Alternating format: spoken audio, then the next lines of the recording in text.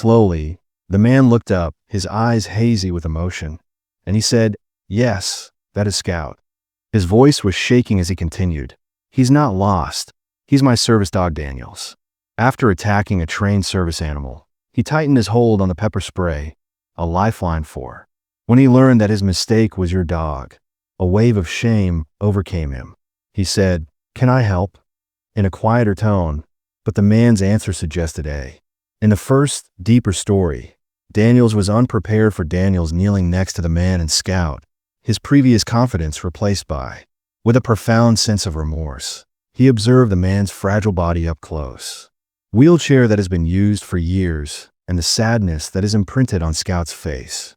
He kept his attention on the man, nuzzling his hand and whimpering gently, even though the pepper spray was irritating his eyes. I apologized for Daniel's quiet voice. I had no idea that he was a service dog. Gave a small smile, but there was a hint of grief on his face, which most people don't see.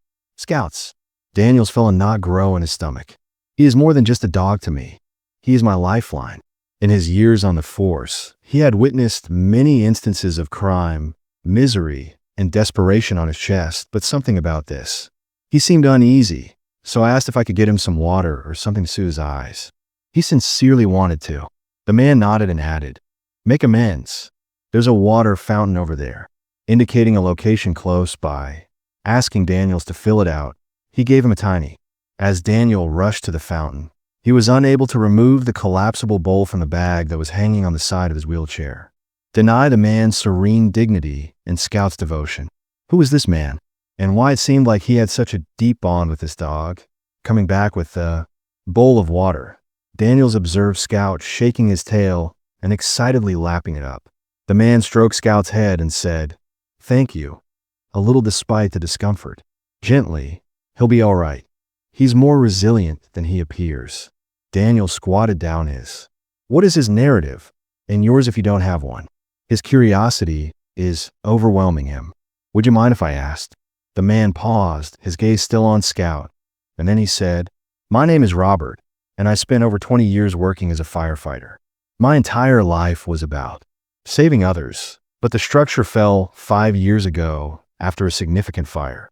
Barely survived, but I lost my legs." His voice trailed off, and I took a big breath because I felt that all I had worked for in my life was over. Daniels listened carefully for a moment, and his typical skepticism was replaced by sincere.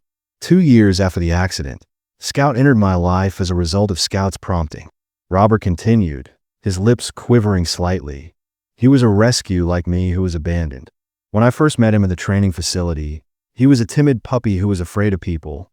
But it suddenly occurred to me that we were both shattered in different ways, and that together Robert halted as he began to heal, placing his palm on Scout's back.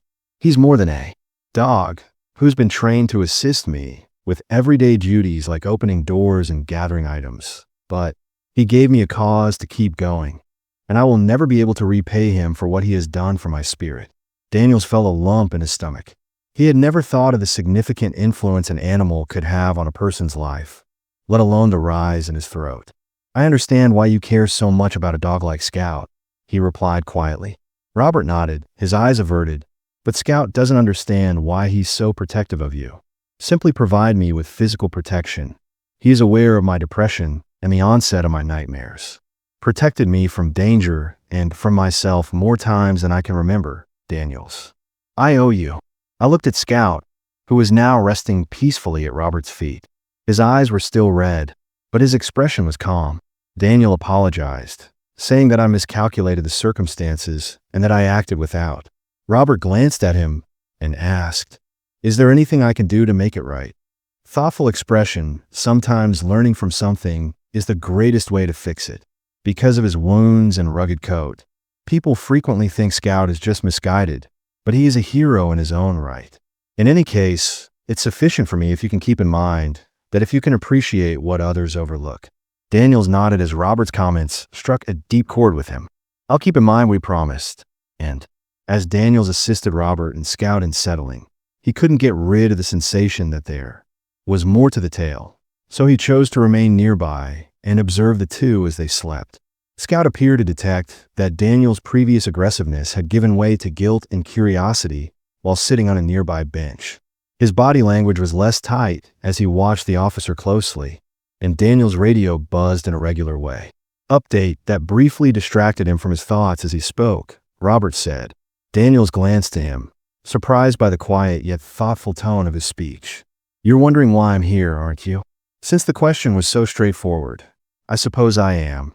Most people wouldn't choose to spend their day sitting here," he acknowledged. "Daniels, I'm waiting for someone." Robert's lips twisted into a wry-smile. Robert shook his head and said, "Family, no. Someone I've never met before," and Daniel's interest was piqued by the enigmatic remark. "Who are?" You waited for Robert, the person who left Scout Daniels, to shift his eyes to the horizon, his face unreadable. Robert nodded and stared in surprise. "You mean you know they're coming here?" "It's confusing because a friend of his placed his palm on Scout's head a few weeks ago. Scout contacted me from a shelter where I was adopted. They had just taken in another stray dog that appeared to be very like Scout, with the same frame and scars. They dug a little, and..." Daniel's stomach churned when he learned that both dogs had participated in an unlawful fighting ring, had previously come across instances of animal maltreatment, but the notion of using animals for amusement never failed. Scout fled to make him sick, and Robert went on to say that he must have broken free when they discovered this other dog after one of their raids. He wasn't doing well. He was terrified of his own shadow, hungry, and in awful shape. However, he had a collar with an address that Scout didn't have, so Daniels leaned forward, his attention completely captivated. "And..." Robert nodded once again. "That address led you here, and it belonged to the man who ran the ring, but the property was discovered by the authorities after they looked into it. I came here because someone said that the man might be empty. He had run away months ago, and they were unable to find him. Still have contacts in the area. So I reasoned that if I waited long enough, someone who knows where he..." "You're telling me that you're here to confront the guy who did this." But is Daniel's mind racing as he processed the information? Since Robert's face has hardened, I don't think justice will be found in the conventional sense, but I need to know how Scout got into it. Daniels felt a surge of respect for Robert's hellhole and the reasons why anyone would believe that treating animals in such a manner is acceptable. Despite having lost everything, this man was prepared to put himself in danger for the sake of. Daniel remarked carefully, "Do you realize that this could be dangerous, right? Visitors aren't exactly welcomed by those who run these kinds of organizations." So Robert gave a little sardonic laugh. "No longer frightens me, officer. I've already experienced the worst day of my life, and everything else is simply background noise." With his ears perked up, Scout growled softly as he gazed toward Daniels, a man approaching from distance. The image was a man, and he automatically put a hand on his radio, ready for anything, walking with a rushed, almost anxious gait while wearing tattered clothing. He paused a few feet distant, his eyes darting. "What do you want here?" the man questioned in a voice between Daniels and Robert Scout. Robert, who was harsh and cautious, straightened in his wheelchair, his voice firm yet calm. "You ran with the individuals who did this to my dog, and I'm trying to find out why." The man's face twisted in a strange way. "I'm not sure what you're talking about," but Scout's snarl intensified out of defiance and terror as Daniel moved forward with his insignia visible. "You may want to carefully consider what you say next." Daniel's voice was steady since lying to an officer is only going to make things worse for you. The man paused, then fixed Scout with his eyes. "Fine," he murmured. "To work for them. All right, but I left because I no longer wanted to be involved." Robert asked the man who they were, and he looked around anxiously before bending closer. "It's a bigger enterprise than you. Believe that they are shipping animals across state boundaries and engaging in more than just dogfights." Scout was most likely intended to be sold to a wealthy buyer, which made Robert's fist clench, and even Daniel fought to maintain his cool, and Daniels asked, "Where are they now?" The man looked over his shoulder as though anticipating someone to show up. "I'm not sure what it is, but there's a warehouse on the edge of town. They may still be there because they used it as a base in the past." Daniels and Robert looked at one another. "You've done the right thing by telling us what Daniels said, but there's a lot of unsaid resolve between them." His tone was sharp. "So leave immediately, and don't let me see you ever again." Robert went to Daniels after the man fled, and Daniels tapped his radio. With a resolute face, "We will ensure that no other dog experiences what Scout did." The man's figure vanished into the distance at which the seriousness of the situation descended upon Robert and Daniel's Scout's constant awareness. As if sensing the change in the atmosphere, Robert's tail was swishing to his side. This moment was a combination of the location may be a source for hope and anxiety, but facing it could mean Daniel was standing with his hand on his hip, opening a Pandora's box of horrors. His fingers grazing his holstered handgun. He was accustomed to danger, but the thought of entering what may be even for an experienced officer, a full-scale animal trafficking operation was intimidating. Daniel stared at Robert in surprise as he continued, "Oh, you don't have to do this alone." He pointed to Robert's wheelchair and added, "By the offer, you're not exactly in a position to storm a warehouse." "I didn't say I would storm the property," but Robert gave him a knowing glance that said, "It's not safe." Stated that Scout and I can assist you in various ways, so you don't have to do this alone. Daniels also followed his professional instincts. Conflicting with the indisputable bond that is developing between them, he acknowledged, "But you remain and you allow." Robert nodded, thankful for the compromise, and said, "I'll take care of the heavy lifting." "What's Daniel's plan?" "This is Officer Daniels, and I need a backup patch. His radio is calling in. Arrange to meet me close to the former warehouse district on the outskirts of town. Proceed cautiously, as there may be criminal activities there." It was promptly copied that Daniel's unit on Route Scout had slanted his. Robert stroked a hand over the dog's fur and spoke steadily, as though realizing that things were going to get out of hand. "Are you prepared for this, young Scout?" He barking softly and his eyes gleaming with resolve. The tree moved too. As they got closer to the warehouse and Daniel's patrol car, the tension in the air increased with each mile. Addressing the area's apparent desolation, faulty street lights created faint shadows on the worn pavement. Daniels parked at a safe distance as the warehouse's massive shadow loomed menacingly against the night sky. Turning off his headlights to avoid being noticed, he looked at Robert, who was seated. Silently, he stared at the warehouse from the passenger seat. "If all goes," Daniel stated firmly, "sideways, you stay put." Robert grinned. "I'm not a reckless officer." Shortly after the backup squad arrived, Daniels informed his fellow officers of the issue, and they decided to attack it. "Scout stays with me as we carefully divide into two groups to cover the perimeter." Daniels hesitated before saying, "He knows how to pick up on things we might miss," as Daniels handed him a police radio, but ultimately nodded okay. "But keep him close." As the police approached the warehouse, Scout's nose twitched and his ears pricked up as he gently tugged at Robert's wheelchair, leading him to It appears that he discovered something at the side entrance that the officers had missed. Robert murmured something into the radio Daniels. His brows wrinkled as he turned to face them. "What is it?" Robert gestured toward the entryway, which is a somewhat corroded metal door. "Scout appears to believe that something is inside," and Daniels gestured for an officer to accompany him as he got closer, he cautiously pushed the door open, and the sound of the creak reverberated through the still night.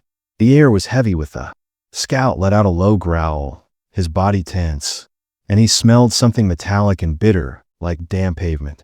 "Easy boy," Robert said, tightening his hold on the leash. Daniels looked at using his torch, he could see rows of cages placed against the walls. The majority were empty, but some housed. The eyes of terrified dogs, cats, and even exotic birds mirrored "This is Daniels," he said into his radio, a beam of light broad with panic. As the officers proceeded farther into the area, they requested animal control and more units because they had evidence of animal trafficking. Daniel indicated for the group to remain silent after they heard muffled noises coming from a nearby room in the warehouse. He fanned out and cautiously pressed his ear against the door to hear a rough voice saying, "They're on to us." Stated that we must transport the remaining stock tonight. Another voice responded in a panic, saying that there is no time and that the highways are.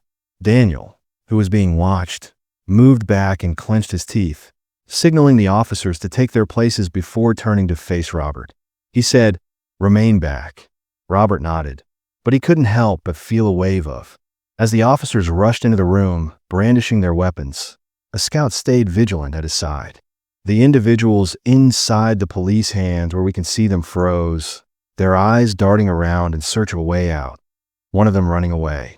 Scout leaped into action and sprinted forward, barking furiously toward a rear escape, and blocked the man's way.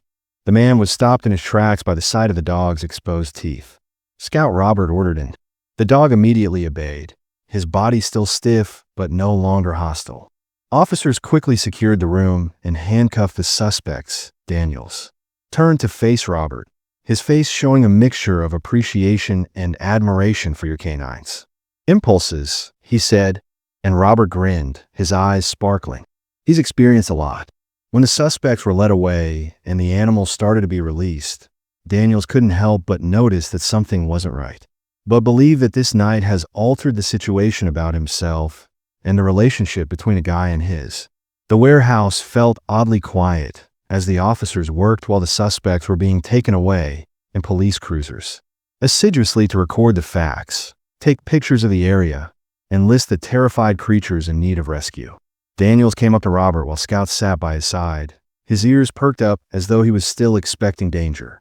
Crouching to look him in the eye, "You and Scout were essential that door tonight." Robert smiled slightly as he ran his fingers through Scout's fur, suggesting that he might not have discovered it without him. Sometimes he joked that he was smarter than me. But what's happening now? These animals need more than to be put out. Daniels nodded from this hellhole, his brow wrinkled. Animal control is on the manner in which they will assess and move the animals. However, not all shelters have a happy ending. Possess the means to deal with situations like these. Robert's face darkened. But that's not. Daniel sighed, leaning against genuine homes is something they deserve after everything they've been through. We cope with Robert and managed to save them from a corroded metal beam. Scout let out a quiet whimper as he rested his head on the other end of nightmare, struggling to find solutions. As though understanding his anguish, Robert's leg questioned, "What if we could do more?" Resolute Daniel's tone abruptly changed, and he raised an eyebrow. "What do you mean?"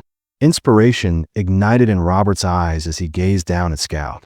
"I've gone through hell. My officer lost so much that it seemed like nothing remained, but Scout changed everything after that. What if these creatures could help others in the same way?" Daniels tilted. "Your suggestion of a rehabilitation program, therapy, piqued his interest." Robert nodded, describing the sanctuary as more than just a place to keep animals, but provides them with a reason to be there for others who need them as much as they need as second-chance veterans, elderly children, and, with a slight smile on his lips, he crossed his arms in emotional support. "A bold concept. But it's more than just a concept," Robert retorted in a strong tone. "It's a solution because these creatures require more than simply rescue. They also require people and healing." Before Daniels could react to the sound of tires, we needed them just as much as I did. A black SUV arrived as the sound of crunching gravel reverberated throughout the warehouse. A middle-aged woman carrying a clipboard and wearing a badge clipped to her belt stepped out in a forceful manner. Monica. Daniel pointed to her and said, "I'll take it from the county's animal welfare unit." Monica nodded briskly to Daniels as she walked up to him before speaking to Robert. "I've been informed about the circumstances." Robert indicated to Scout that door, "and you're the one who discovered it." Monica's angular features softened as she bent over to touch Scout, but her nose was not mine. Before turning back to Robert, she stated kindly, "You got a nice one here. We'll make sure these creatures receive refuge and medical care, but we're overburdened. This many rescues will strain our capacity." Robert's jaw tightened. "Then let me to assist. I have a couple abandoned buildings and some acreage outside of town. Can we collaborate if I can make them into a temporary sanctuary?" Monica paused, obviously interested yet wary. "Although it's a kind offer, there's a lot of responsibility involved, and these animals require funds for appropriate care." Robert interrupted, saying, "I owe Scout my life. I'll figure it out." The least I could do was to witness Daniel's enthusiasm flicker in his eyes as he watched the exchange. "You could have more support then." "You believe," he said. "I have some free time when I'm not on shift, and I know a few people who'd be willing to help out." Monica gave a small smile and said, "Okay, if you're serious, I'll make arrangements for the transfer of the first batch of animals."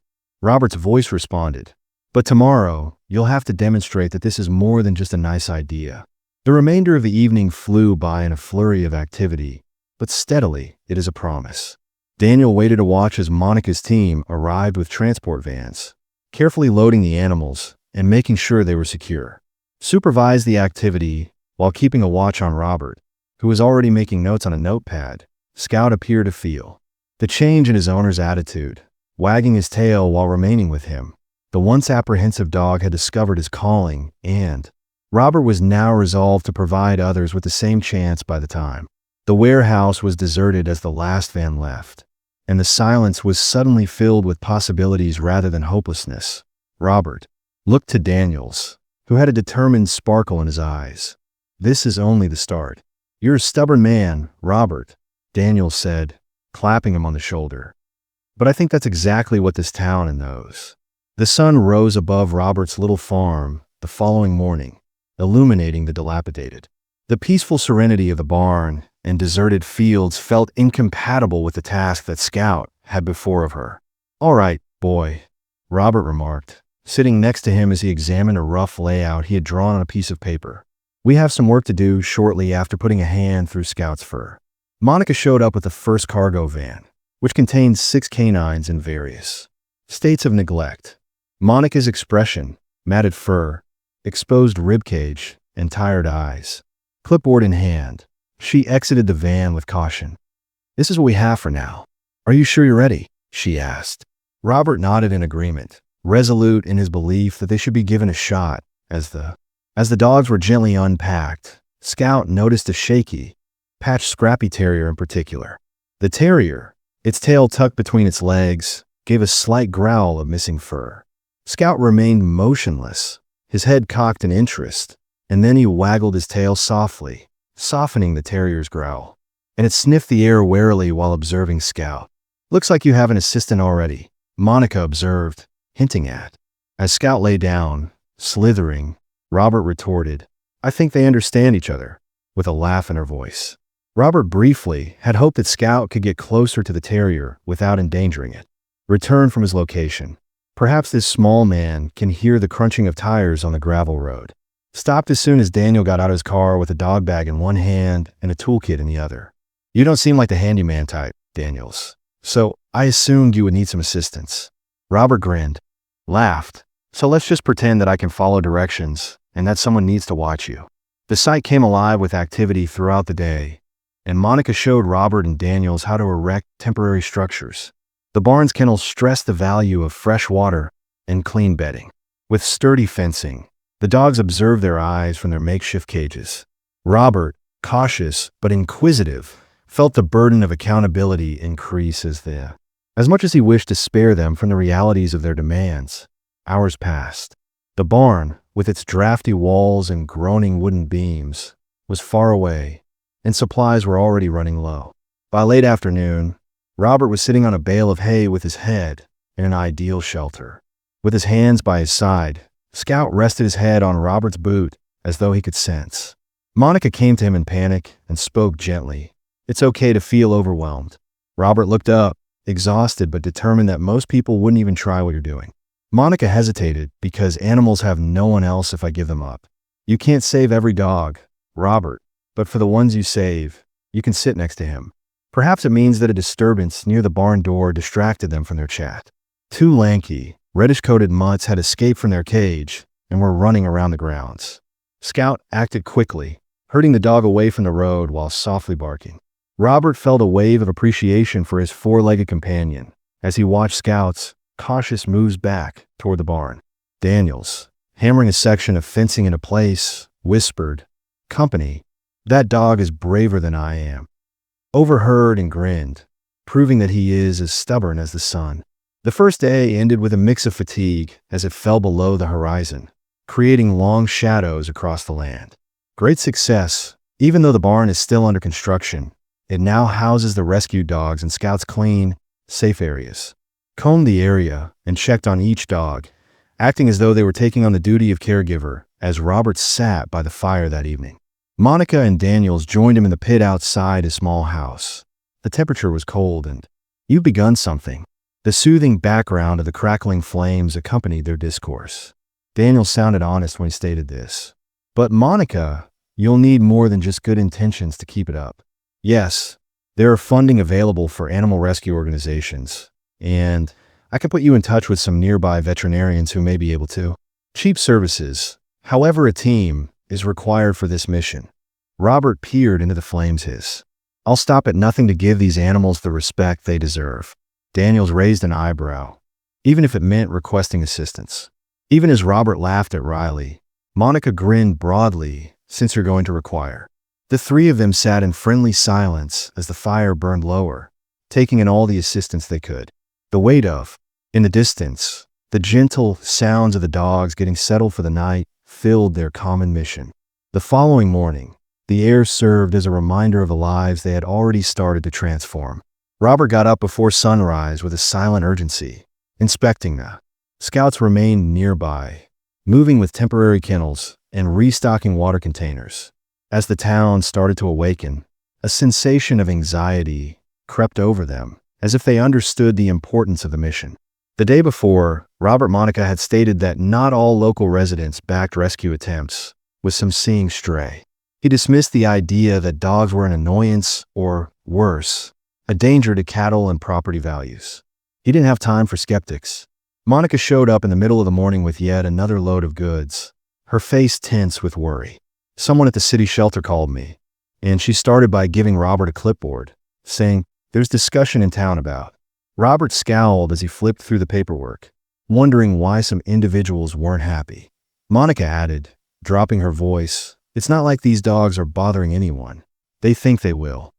A group of residents who have been grumbling about strays for years don't want a rescue effort to take place in their backyard. Robert tightened his teeth because he felt that the county could shut this whole operation down if they made enough fuss. Resistance, but let them come. I wasn't ready for organized opposition. Deal with them. Daniels arrived a little while later, getting out of his pickup and carrying a newspaper. "You might." He handed it to Robert and said, "Want to read this?" The headline on the front page made him gag. "The local man's dog shelter causes controversy since it described the rescue operation in detail, yet presented a conflicting image, highlighting the worries of surrounding people regarding possible noise-related illnesses and property devaluation." A number of quotations from. Robert was very harshly accused by anonymous sources of bringing disturbance into the community. Monica leaned over to listen to anonymous Robert murmur, his jaw clenched in fear. "Examine the article. This type of publicity can be beneficial and could result in increased assistance, or it could worsen the situation." Scout's abrupt bark brought their attention to the slick black driveway. An SUV pulled up, and a man in a sharp suit emerged, yelling. The man called authority. Mr. Gray held up a badge and said, "I, Officer Stevens with Animal Control." When Robert's stomach fell, he nodded and moved forward, asking what he could do to help. "Numerous animals on your property have been the subject of complaints," Stevens stated in a professional but. Robert felt his rage rise. "But I'm here to make sure everything is up to code. Kept it under control. Feel free to look at it." We adhered to all of Monica's instructions, and Stevens brought up an eyebrow, but as Robert examined the barn, he followed him with a clipboard in hand. He took notes in the kennels, but he didn't provide any comments because the dogs sensed his unfamiliar. With a frightened yelp, Scout remained near Robert, his eyes focused on the officer. Stevens closed his clipboard after a painful half hour. "Your setup is sufficient for the time being," he said, "but I'll need to see a thorough plan for expansion and long-term care if you plan to keep this many animals. And remember that we'll need to reassess Monica's actions if additional complaints are received. Mr. Gray has been putting in a lot of effort to make sure these. Isn't it our duty to ensure that animals receive the necessary care?" Stevens gave her a stern look at the legislation. Robert was driven away by the SUV. "So I'm just here to uphold the law, ma'am." Monica sighed in frustration. "This is only the beginning, isn't it?" And nodded. "Most likely, but it also indicates that they are keeping an eye on you, which may be advantageous if you act honorably." Daniel gave Robert a pat on the back, saying, "You've been through worse, but you've got this." He spent the remainder of the day going over documents because he couldn't get rid of the persistent feeling that the challenges were just getting worse. Researching permissions and developing a thorough development strategy, Scout remained by his. Alongside his constant presence, a tiny sense of comfort. Another difficulty surfaced in the evening as, while strolling around the property, Robert saw activity close to the forest line. At first, he assumed it was a stray, but when he got closer, he saw that it was something quite different. A few kids hanging around the fence. One of them was holding a spray can and shaking it violently. "Hey," Robert shouted in a forceful voice. "What do you think you're?" One of the lanky boys with a defiant smirk was astonished by the youngster's frozen actions. Moved on, merely leaving a message, and pointed sneeringly at the recently sprayed graffiti on the barrier. Scout's posture was alert but non-threatening, and he barked forcefully. The gang immediately fled into the woods after the sound seemed to frighten them. Robert examined the damage to his chest. Stricturing the words felt like a direct assault on all he was attempting to construct. So he took out his phone and took a picture before returning to the barn. Monica was still there, tidying up supplies, when she noticed his look. Robert murmured, showing her the opposite posture, and she scowled at what had happened. It appears from the images that Monica's eyes will get hardened as a result of this struggle. Let me deal with the media. Together, we'll fight back with the truth and make this situation better. Robert nodded, reaffirming his conviction that this is no longer just about me. The days after the vandalism event were stressful but fruitful as they worked to prove these pets deserve better. As promised, Monica contacted local news outlets to start a media-C campaign to combat the mounting opposition. After receiving invitations from media outlets to visit the shelter and tell tales of the rescued canines, 2 reporters showed up within a week. Robert experienced a mixture of trepidation and resolve as he prepared to record the process with cameras and notebooks. Scout trotted after him as he led them through the barn, his serene manner a. This is Scout Robert petting the dogs, which stands in sharp contrast to Robert's nervousness. He is the reason I initiated this entire situation, and one of the reporters leaned in to tell us his story with interest. Caused Robert to pause for a moment before telling him how Scout, the abandoned puppy, had entered his life. As he spoke, he became aware of the camera team and the difficulties they had encountered together, as well as the friendship that had saved them both. Their cameras recorded every word, concentrating not just on Scout, but also on the guy who had granted him another chance. Monica, in the meantime, introduced the reporters to the kennels where the other dogs were playing or sleeping, to specific animals narrating their pasts in touching detail. There was Daisy, a shy terrier who had, at a home where they were neglected, and Rocky, a lively shepherd mix who had previously been chained outside in sub-freezing temps. Each tale shown tenacity and the significance of second chances as public opinion started to change as media coverage gained momentum. Social media was inundated with supportive remarks from locals, and little donations crept in.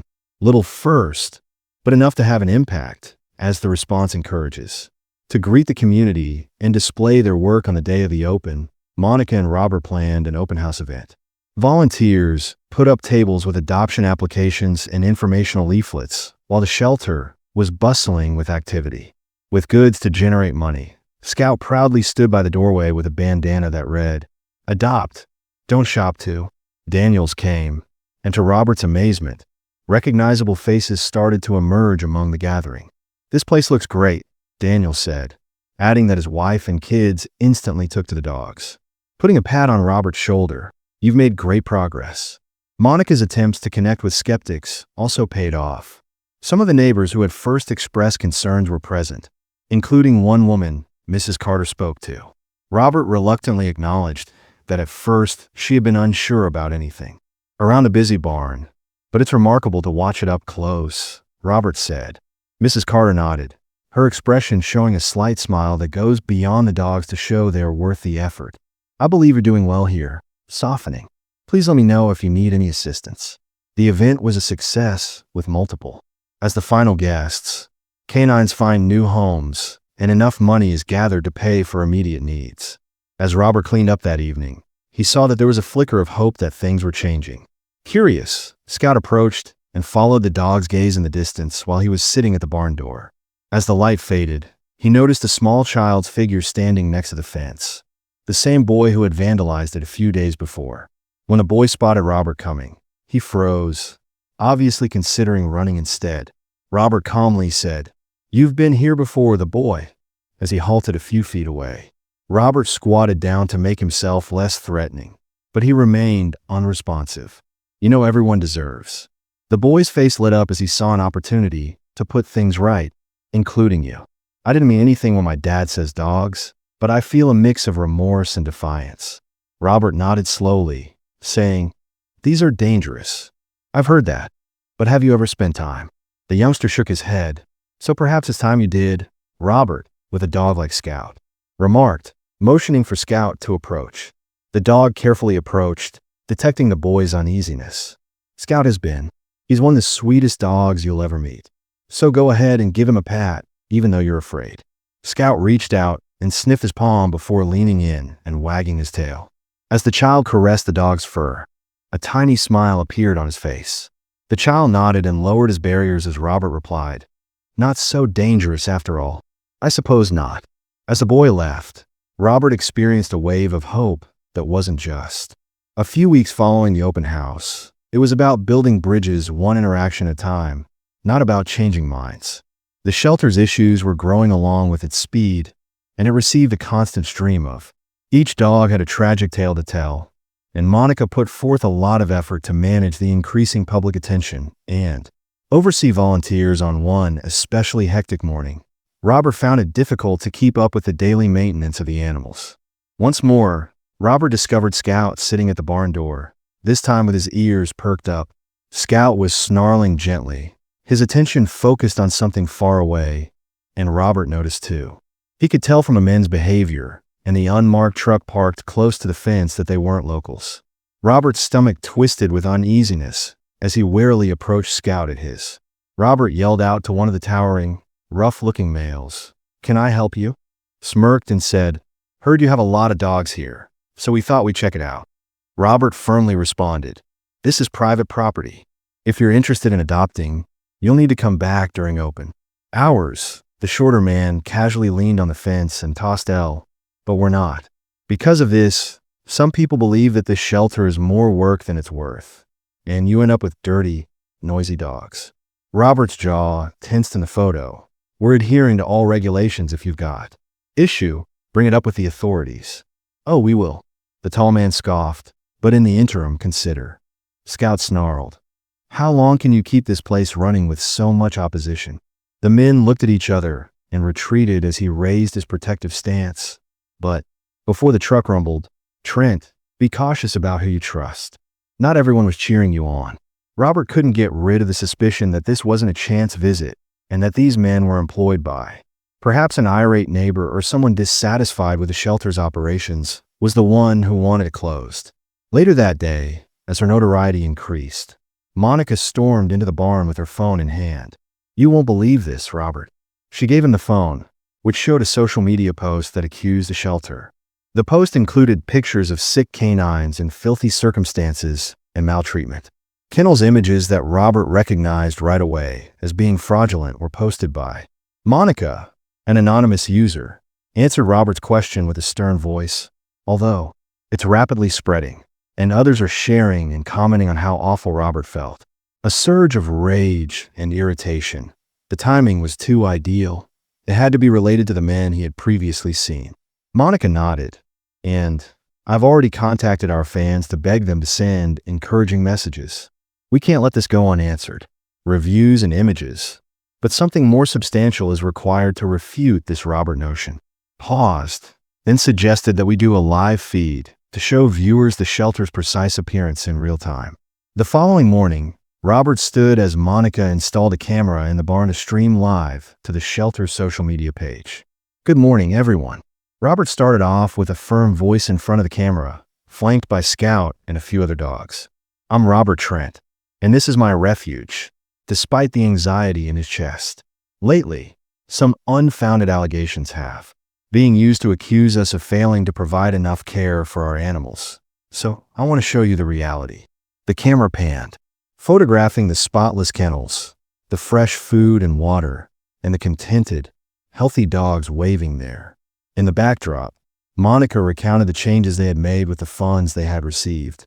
Supporters posted encouraging remarks as the live video went on, while skeptics acknowledged the shelter appeared much better than the deceptive images had indicated, and the video went viral, reaching thousands of million views in a matter of hours. And by the end of the day, donations and the shelter's reputation had both improved, expanded, and additional people volunteered to assist. But Robert was aware that this wasn't the conclusion of their difficulties that night. As Robert locked up the barn, he discovered Scout was following the dog and prowling close to the rear door, howling softly. When Robert found a small, crumpled paper wedged, he unfolded it beneath the door frame and read the hurriedly scrawled words, "Leave." Robert's hands tightened on the paper as he glanced down at Scout. "But while you can, it won't just be words the next time." He mumbled, "They're trying to scare us, boy. But they have no idea who they're dealing with." Scout gave a faint bark as though. As Robert got ready for another day at the shelter, the message he had discovered weighed heavy on his mind. He channeled his aunts, since he couldn't ignore the threat, but also couldn't allow fear to control him. It was time to take action and face the person responsible for the campaign against the shelter. Monica is always one step ahead, recommended a proactive strategy, saying that we must prevent this by installing a stack of flyers on the table. Let's hold a dog adoption fair as a community event. We'll invite local companies, police enforcement, and the media. The more people see how well we're doing, the more difficult it will be. Anyone could disseminate misinformation. Robert paused. "Do you believe it's safe?" Monica firmly said, "Whoever left that note might try something. We'll take precautions." In addition to letting them scare us into hiding isn't an option because tensions were still simmering in the shelter as the event preparations increased. Robert observed strange cars lingering close to the property at strange hours and received additional anonymous threats despite. As the shelter's support increased, nearby companies gave supplies and volunteers put in countless hours to get the barn ready for the fair, and the day of the event arrived bright and sunny. Adoption forms were displayed at rows of tables, and colorful banners bordered the driveway. Monica had even set up a food truck and a pet grooming station with goods and information about the shelter. Adding to the joyous ambience, Scout sat with pride while sporting a brand new bandana. Children gathered around him near the entryway as guests started to arrive, and he reacted with subtle tail wags and nudges. Robert looked over the throng, focusing on a group of officers in uniform who had stopped beside one of them. Daniels came over and nodded, saying, "Looks like you have a good turnout." "Thank you for." "Daniels, I wasn't sure how this would turn out," Robert said, shaking his hand. Smiled a little. "Trent, you have a lot of support in this community. Don't let a few jerks derail the plans." Because of the occurrence, tensions remained high and the refuge received. Despite this, Robert saw strange automobiles loitering close to the property at strange hours and received more anonymous threats. As support for the shelter increased, local companies gave supplies, and volunteers put in endless hours to prepare the barn for the fair. The day of the event arrived warm and sunny, with banners of various colors lining the driveway. Adoption applications, products, and information about the shelter were displayed along rows of tables. Monica had even organized The cheerful atmosphere is enhanced with a food truck and a pet grooming service, Scout, and, sporting a brand new bandana, sat with pride close to the entrance as guests started to arrive. Kids gathered around him, and he replied with mild nudges and tail wags, and Robert looked around the gathering. Officer Daniels landed on a group of uniformed officers who had stopped by, and he nodded as he approached. "Thanks for coming.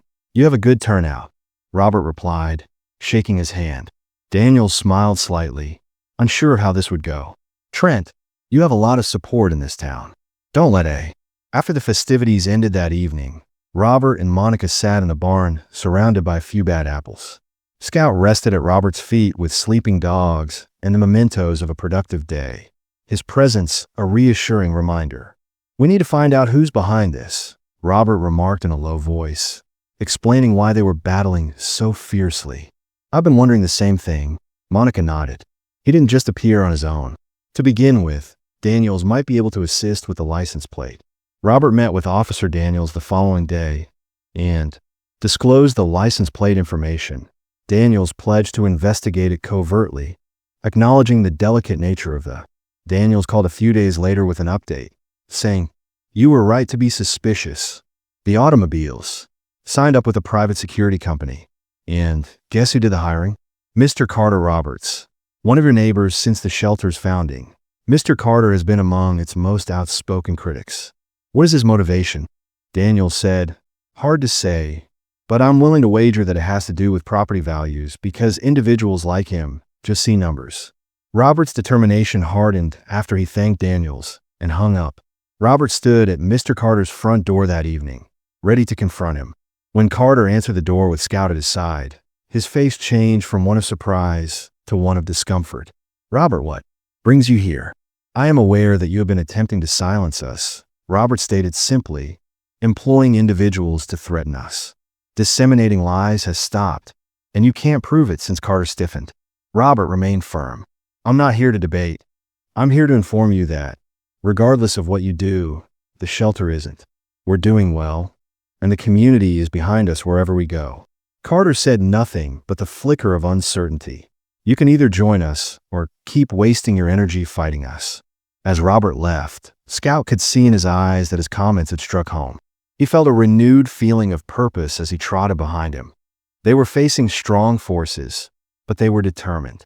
In community support, he knew they could weather the storm the confrontation with. When Robert got back to the shelter, he thought about Mr. Carter since he knew him. Robert felt that the shelter wasn't acting alone, and the man's silence only strengthened his suspicions. A week after the adoption fair, Robert was in the barn, stronger than ever because of the day's community support. Monica rushed in with a stack of papers while she was tending to a fresh group of patients. You must see this, she urged. She handed him a brochure with strong, incendiary charges against him in an anxious voice. The flyer, which had the shelter's name emblazoned across the top, had been delivered anonymously to mailboxes throughout the area. Circumstances of animal abuse and deception, Robert read out loud his stomach. There's more, Monica nodded, and they're doubling down. Next Monday, Carter's group will hold a town hall meeting to demand the closing of the shelter. Robert groaned and, leaning against the stall door, Monica, we must have a strategy because we cannot allow them to win. Put a hand on his shoulder, then let's confront the reality. The week before the meeting was during the hectic planning process, Robert and Monica collected proof of the shelter's impact, records of successful adoptions, family testimonies, and a thorough analysis of the shelters. In order to refute the claims of fraud, Finnan also contacted nearby media outlets and asked them to report on the meeting. On the day of the meeting, Robert arrived at the town hall early. The room swiftly crowded with individuals, many of whom were holding placards endorsing the shelter, while smaller but more loud groups stood close to the Scout, under the leadership of Mr. Carter, sat silently by Robert's side. His composed manner, Carter took the floor to start the meeting, which was in sharp contrast to the tense atmosphere in the room. He gave a slideshow that portrays the shelter as a disgrace to the community by using skewed photos and false data. The throng echoed his words, with some nodding in agreement and others shaking their heads in shock.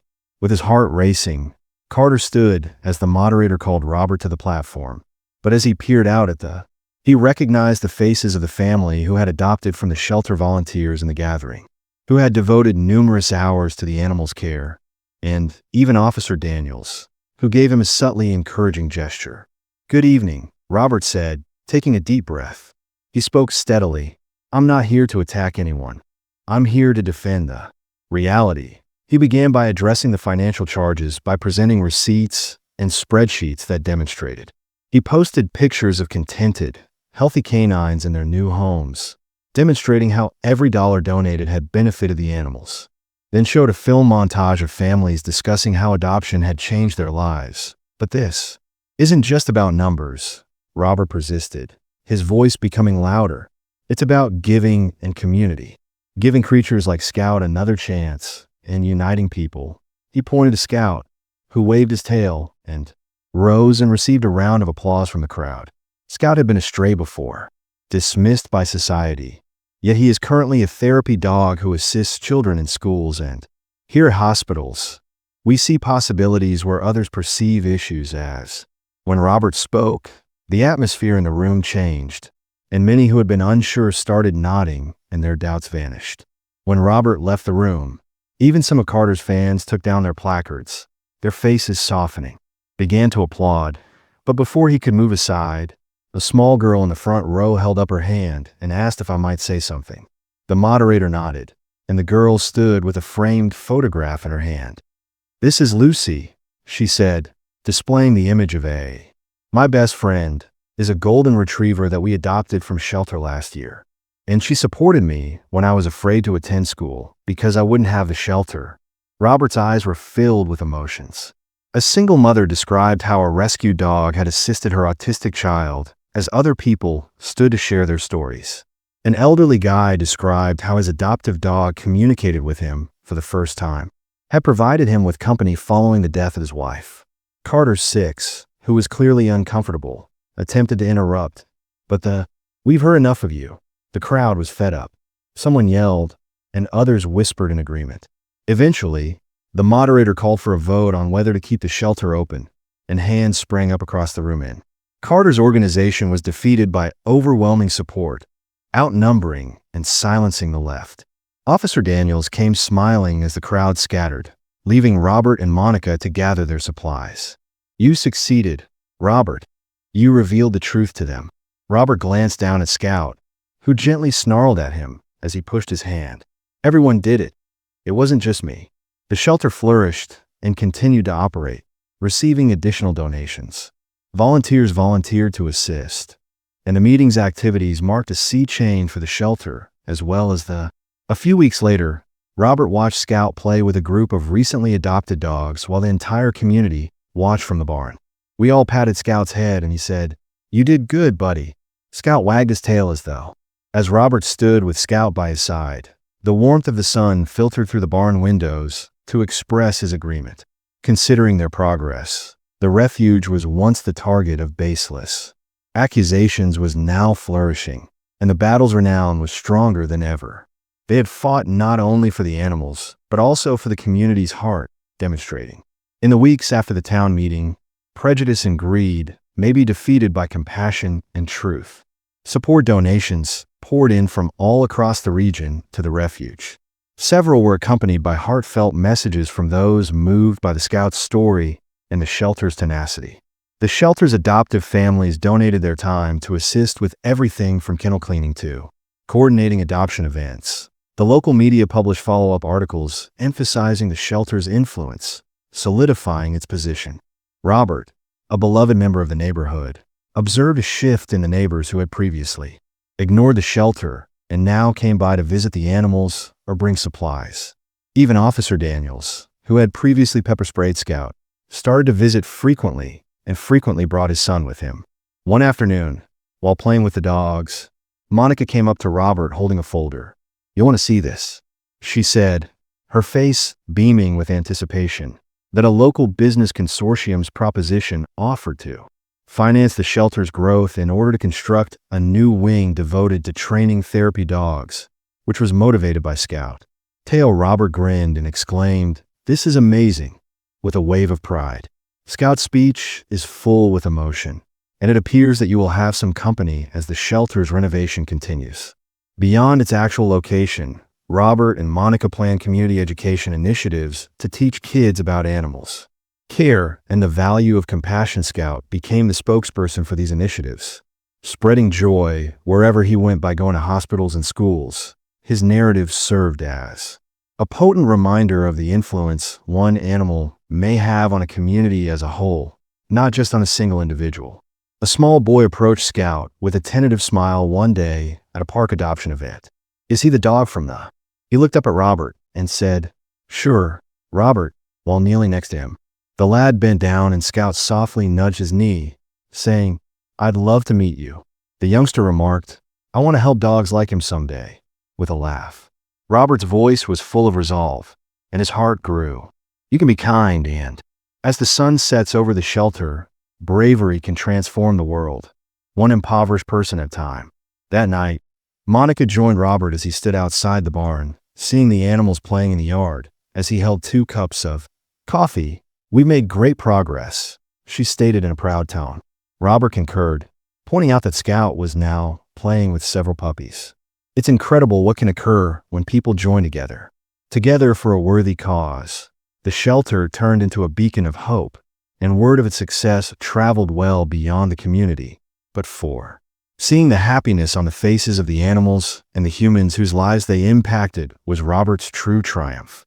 In children's laughing while playing with their pets, in the wagging stories of the dogs who found their forever homes, new furry companions, and during the quiet moments of connection that brought back memories of the reasons he began this adventure in the Scout ran over with his tail wagging as Robert locked up the barn for the night, taking first place. Robert bent down and rubbed the dog's ears, didn't we? In reaction, our friend Scout licked his face. Robert stood, gazing up at the stars with love and loyalty in his eyes. For every animal that deserves a second chance, and for every individual who needs to understand what. If this story touched you, think about how you might improve the lives of animals with love and care. Every action matters, whether it's adopting, volunteering, or just spreading the news. Tell this story to someone who, if you love this, please help us continue our mission of kindness and second chances by showing your love for animals. Click here to see our next touching story right now.